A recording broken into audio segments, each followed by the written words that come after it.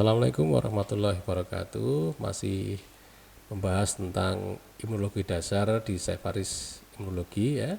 Nah, kita melanjutkan di bab organ limfoid sekunder ya. Kita membahas tentang EALT atau EALT, Eye Associated Lymphoid Tissue ya. Nah, nanti isi pembahasan kita itu adalah definisi dari EALT ya, kemudian sistem imun mukosa di mata ya, anggota EALT-nya apa ya, apakah EALT itu sebatas efek inflamasi ataukah memang organ limfoid sekunder ya, kemudian fungsinya apa. Nah, pertanyaan apakah EALT sebatas efek inflamasi atau termasuk organ limfoid sekunder itu memang karena pada awalnya ya, dulu pernah kita sampaikan juga bahwa EALT ini dikategorikan sebagai tidak ada pada manusia gitu ya. Nah, ternyata ditemukan saat ini ya. Nah, kita bahas saja satu-satu ya. Nah, apa yang disebut dengan EALT? Ya, EALT itu adalah kelompok dari mucosa associated lymphoid tissue yang lokasinya itu terkait dengan organ mata ya, baik konjungtiva maupun ductus lacrimalis ya. Nah, kita lanjutkan ya. Kita sistem imun di mukosa ya, di mukosa mata maksudnya ya. Nah, kornea mata itu bagian yang penting untuk penglihatan ya, karena dia kan fungsinya untuk masuknya cahaya ya, sehingga dia harus dilindungi ya, agar tidak rusak oleh patogen maupun antigen yang lain ya. Karena kalau rusak nanti dia tidak jernih lagi ya. Kalau nggak jernih lagi maka mengganggu pandangan ya, sehingga di mukosa mata itu ada sistem imunnya ya, yang diperankan oleh glandula lacrimalis ya, yang mensekresikan imunoglobulin A ya. Nah, ini diterima sekarang ini bahwa glandula lacrimalis itu merupakan organ imunologis ya. Nah, yang kedua adalah organized lymphoid follicle ya. Nah, yang kita sebut sebagai EALT itu ada yang kedua ini ya.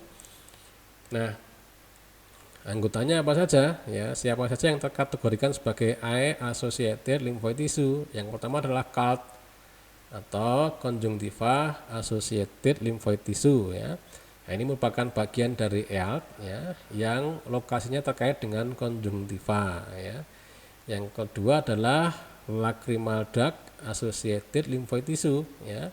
Nah, ini merupakan EALT yang lokasinya terkait dengan ductus lacrimalis ya. Yang satu, kalau CALT ada di konjungtiva, kalau LDALT ada di ductus lacrimalis ya.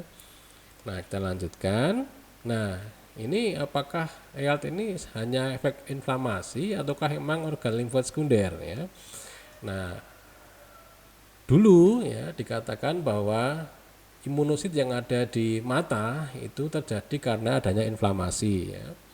Nah, akhir-akhir ini dengan teknik pemeriksaan yang baik ya, ditemukan bahwa imunosit di mata itu merupakan bagian dari MALT yang terdiri dari bagian induksi dan bagian efektor ya. Ini seperti MALT pada umumnya ya.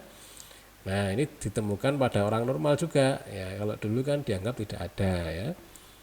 Nah, fungsinya apa? Ya, yang secara umum ya fungsinya proteksi mata ya, ketika dia berkedip maupun ketika tidur ya. Kalau berkedip nanti terkait dengan sekretory imunoglobulin A ya, yang di situ ada lapisan yang ikut dengan air mata ya, sehingga menghalangi penempelan patogen ya. Dan ketika tidur itu kan matanya terpejam ya. Nah, itu menghalangi pertumbuhan bakteri yang ada di, atau pertumbuhan patogen yang ada di mata ya. Nah, ini secara umum ya. Kalau lebih khusus lagi ya adanya sekresi imunoglobulin A tadi ya, yang menghalangi penempelan patogen pada bola mata ya, dinding bola mata. Nah, kemudian juga toleransi ya. Maksudnya apa? Toleransi itu ya toleran, membiarkan siapa? Membiarkan mikroflora yang baik ya, dan self antigen atau antigen diri sendiri ya. Toleransi ini diperankan oleh sel T regulator ya. Nah, ini pernah dibahas sedikit di bab imunosit terkait dengan limfosit T yang konvensional ya, sel limfosit konvensional ya. Silakan rujuk ke sana dulu ya, nanti suatu saat ketika membahas tentang imunoregulasi ya kita akan bahas lebih detail lagi tentang sel T regulator. Yang ketiga, fungsi inflamasi ya, melindungi dari inflamasi ya, melindungi dari danger signal ya. Jadi danger signal atau sinyal bahaya itu akan mengaktifkan sel T helper 1 ya, sehingga muncul inflamasi ya. Nah, inflamasinya ini memang ditujukan untuk eradikasi dari danger signalnya ya, penyebab dari danger signal ini ya. Nah, ini referensi yang kami gunakan ya. Sekian dulu, terima kasih. Assalamualaikum warahmatullahi wabarakatuh.